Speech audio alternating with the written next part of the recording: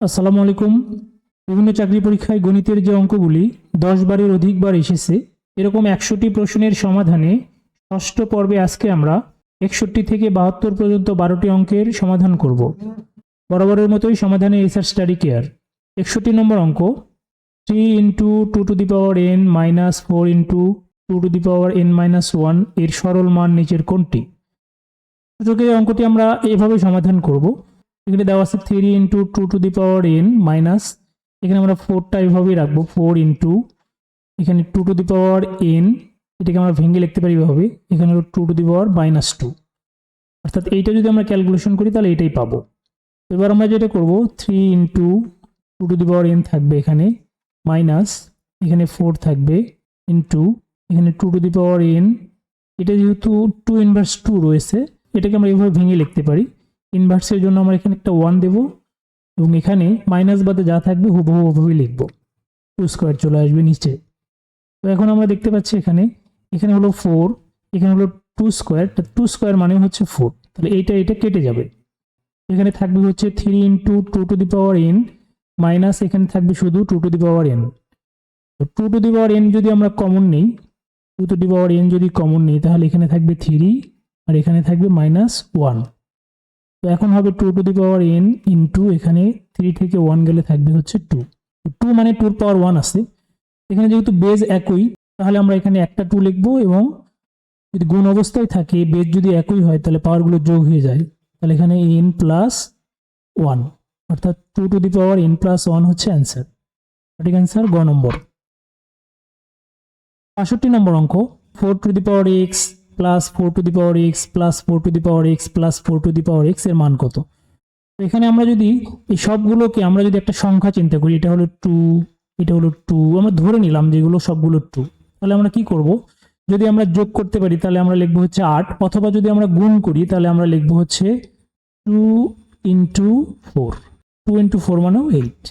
তো যেহেতু এটা আমাদের মান নির্ণয় নাই, বীজগণিতের মান এখানে x আছে, তাহলে এটা আমরা যোগ করতে পারবো না সরাসরি। আমরা এটাকে এভাবে লিখতে পারি, এখানে 4 ইন্টু, অর্থাৎ 4টি 4x রয়েছে, 4 ইন্টু 4x, তার মানে হচ্ছে 4x এখানে 4টি রয়েছে, এই জন্য 4 ইন্টু 4x হলো। তো এখন আমরা যেটা করব, তো আমরা জানি এখানে 4 এর পাওয়ার 1 আছে, তাহলে আমরা গুণ অবস্থায় থাকলে 4 একটা লিখবো এবং পাওয়ারগুলোকে যোগ করে দেব। এখানে 1 প্লাস এক্স, অথবা আমরা লিখতে পারি 4 to the power x plus 1। এটাই হলো সঠিক অ্যান্সার, খ নম্বর সঠিক অ্যান্সার। 63 নম্বর অঙ্ক, 32-এর 2 ভিত্তিক লগারিদম কত?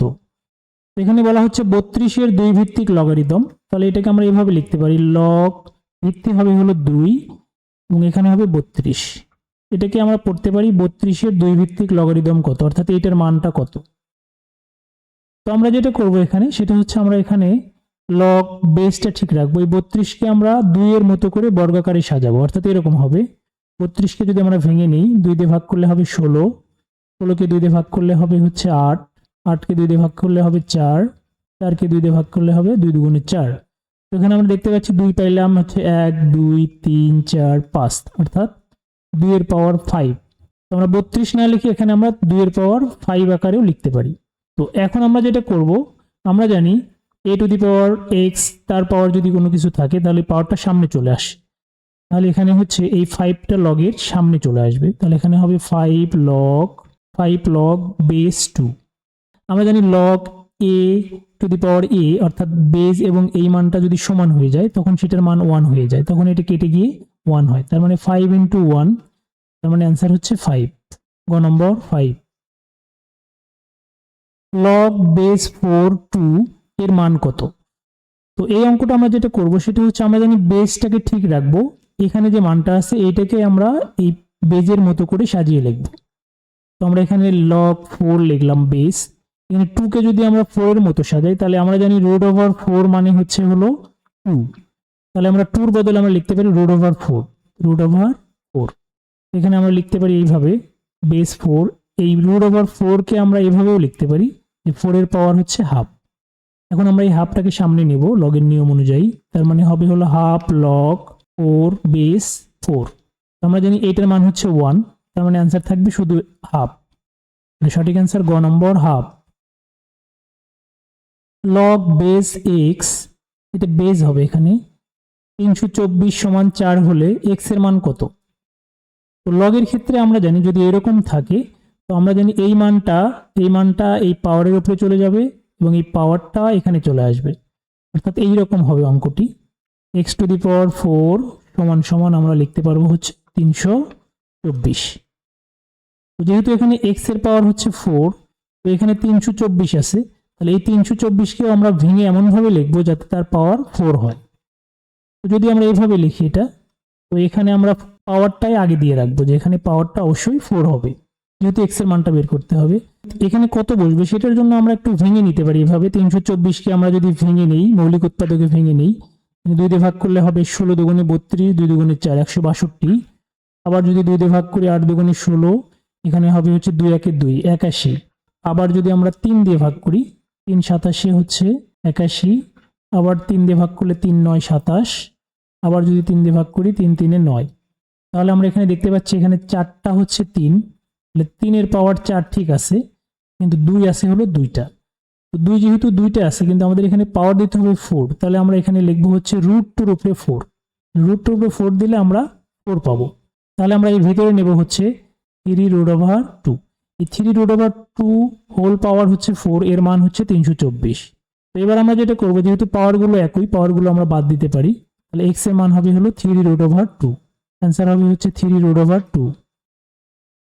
66 নম্বর অঙ্ক, log base 2√5 400 হলে x এর মান কত?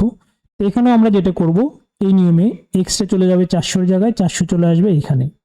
তাহলে এখানে হবে হচ্ছে 2√5 এর পাওয়ার হবে হচ্ছে x সমান সমান এখানে হবে 400।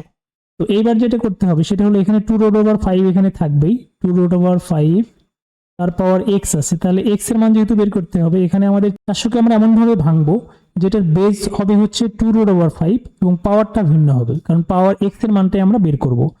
তো এখানে আমরা 2√5টা আগে লিখব, কারণ এখানে বেসটা অবশ্যই একই হবে। এখন আমরা এই x এর মানটা, অর্থাৎ এখানে 2√5 এর মান কত বসাইলে মানটা 400 হয় সেটা দেখবো আমরা। 2√5 এর মান কত হবে এটা আমরা 400কে মৌলিক উৎপাদকে ভেঙেও বের করতে পারি, আবার আমরা এখান থেকে অপশনও আমরা চিন্তা করতে পারি। তো অপশনগুলোতে আমরা দেখতে পাচ্ছি সবচেয়ে ছোট সংখ্যা আছে 4, এখানে যদি আমরা 4 দেই, কারণ একটা আলাদা করে আমরা লিখলাম হচ্ছে 2√5 তার পাওয়ার হচ্ছে 4, তাহলে মানটা কত হবে? 2 এর পাওয়ার 4 মানে হচ্ছে 16 ইন্টু √5 এর পাওয়ার 4 মানে হচ্ছে 25। 16 ইন্টু 25 মানে 400, তার মানে এটার পাওয়ার হবে 4। বেসগুলো যদি একই হয় তাহলে x সমান হবে হচ্ছে 4, তাহলে x এর মান অবশ্যই এখানে 4 হবে।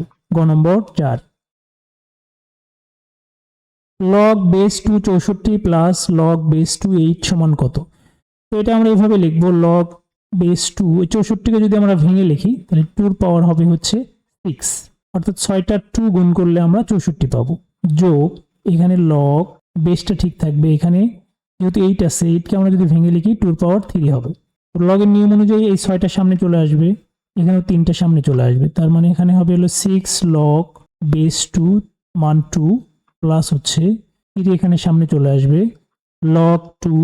আমরা জানি এইটার মান হচ্ছে 1, এটার মানও 1, এটা আমরা কেটে দিতে পারি, এখানে 6 প্লাস থাকবে হচ্ছে এখানে 3, তার মানে 9 হচ্ছে অ্যান্সার। সঠিক অ্যান্সার ক নম্বর 9। 1 থেকে 99 পর্যন্ত সংখ্যাসমূহের যোগফল কত? এটি ধারার অঙ্ক। তো স্বাভাবিক সংখ্যাগুলোর সমষ্টি নির্ণয়ের সূত্র আমরা জানি, সেটা হচ্ছে যদি সেটা স্বাভাবিক সংখ্যা হয় 1 2 3 এভাবে, তাহলে প্রথমে হবে প্রথম পদ যোগ হচ্ছে শেষ পদ ভাগ হচ্ছে 2 গুণন হচ্ছে পদ সংখ্যা।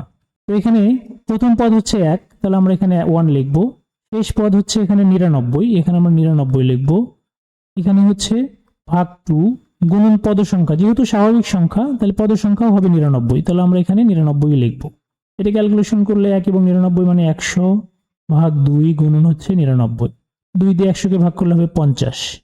এই 50 আর 99 যদি গুণ করে দিই তাহলে পাবো আমরা 4950। ঘ নম্বর 4950। 1 থেকে 49 পর্যন্ত ক্রমিক সংখ্যাগুলোর গড় কত? এটার গড় নির্ণয়ের চমৎকার একটি সূত্র রয়েছে। সাধারণত সমান্তর ধারার গড় নির্ণয়ের সূত্র হচ্ছে গড় ইকুয়াল টু হচ্ছে প্রথম পদ যোগ হচ্ছে শেষ পদ ভাগ হচ্ছে 2। এখানে প্রথম পদ হচ্ছে 1 যোগ শেষ পদ হচ্ছে হলো 49 ডিভাইডেড 2, তার মানে 50/2, তার অর্থ হলো 25। তাহলে এটার অ্যান্সার হবে হচ্ছে গ নম্বর 25।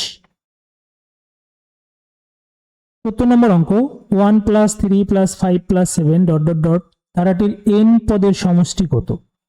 এখানে শেষ পদটা দেওয়া নাই, কিন্তু পদ সংখ্যা দেওয়া আছে যে n পদ, অর্থাৎ পদ সংখ্যা হলো nটি।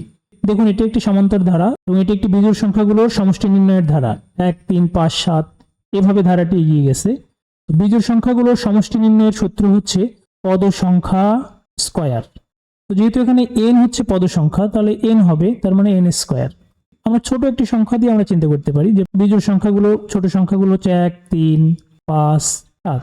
এই বিজোড় সংখ্যাগুলো যদি আমরা যোগ করে দিই তাহলে কত পাবো? 1 আর 3 যোগ করলে হচ্ছে 4, 4 5 9, 9 আর 7 হচ্ছে 16।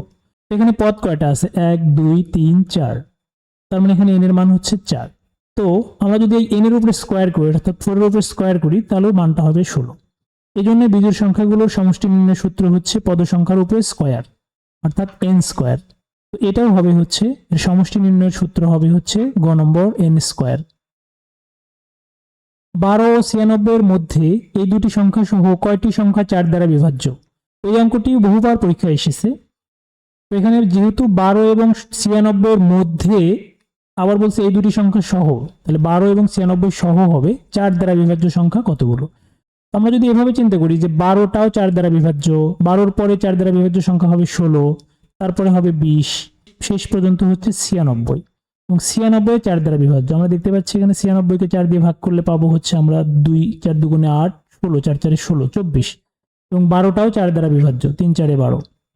তো যেহেতু এখানে প্রথম সংখ্যা এবং শেষ সংখ্যা দুটি সংখ্যাই 4 দ্বারা বিভাজ্য, তাহলে আমরা একটা সূত্রের মাধ্যমে আমরা এই অঙ্কটি করতে পারবো। সেটা হচ্ছে 96 মাইনাস হবে হচ্ছে 12, অর্থাৎ শেষ পদ বিয়োগ প্রথম পদ, ভাগ হচ্ছে হলো 4, যোগ হচ্ছে 1।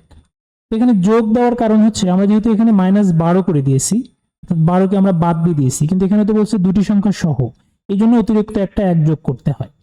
তো এটা ক্যালকুলেশন করলে আমরা অ্যান্সার পেয়ে যাবো। 96 থেকে 12 বাদ দিলে হবে হলো 84 ভাগ 4 যোগ 1, 4 দিয়ে কাটলে 4 দুগুণে 8, 4 একে 4, 21 আর 1 হলো 22। ঘ নম্বর 22টি হবে 4 দ্বারা বিভাজ্য সংখ্যা। 5 যোগ 8 যোগ 11 যোগ ডট ডট ডট ধারাটির কোন পদ 302? এটা একটা সমান্তর ধারা। দেখুন এখানে 3 বৃদ্ধি পেয়েছে, এখানেও 3 বৃদ্ধি পেয়েছে। এটা একটা সমান্তর ধারা। তো এই ধারার বলা হচ্ছে যে কোন পদটা 302। আমরা দেখতে পাচ্ছি এখানে প্রথম পদকে a দিয়ে প্রকাশ করা হয়, সেটা হচ্ছে 5। এটা হলো দ্বিতীয় পদ, এটা তৃতীয় পদ। এভাবে চলতে চলতে এখানে কোনো একটা পদ যার মান হবে হচ্ছে 302 ধরলাম আমরা, সেই পদটা হচ্ছে n-তম পদ, অর্থাৎ n-তম পদ হচ্ছে 302। এখানে আমরা সূত্র যদি লিখি যে n-তম পদের সূত্র যেটা আছে সেটা হচ্ছে a + n-1 * d সমান হচ্ছে 302। এখানে a হচ্ছে প্রথম পদ, তার মানে 5, যোগ n এর মানটা আমরা বের করব -1। এখানে d হচ্ছে সাধারণ অন্তর, অর্থাৎ দ্বিতীয় পদ বিয়োগ প্রথম পদ, এটা হবে হচ্ছে 3। তাহলে এখানে আমরা 3 লিখব, সমান 302। এটা ক্যালকুলেশন করলে পাবো 5 + 3n - 3 সমান হচ্ছে 302। তাহলে +5 থেকে -3 চলে গেলে থাকবে 2, 2 + 3n সমান হচ্ছে 302। এখানে +2 এর পাশে গিয়ে -2 হয়ে যাবে, তার মানে 3n = হবে হচ্ছে 300। তাহলে n = হবে হচ্ছে, এখানে 3 দিয়ে ভাগ করলে হবে 100। তাহলে n এর মান হবে 100, অর্থাৎ 100তম পদ হবে হলো 302, ঘ নম্বর। ভিডিওটি যদি ভালো লেগে থাকে অবশ্যই চ্যানেলটি সাবস্ক্রাইব করবেন, ভিডিওটিতে লাইক, কমেন্টস এবং শেয়ার করবেন। কমেন্ট বক্সে ডান লিখতে ভুলবেন না। ধন্যবাদ।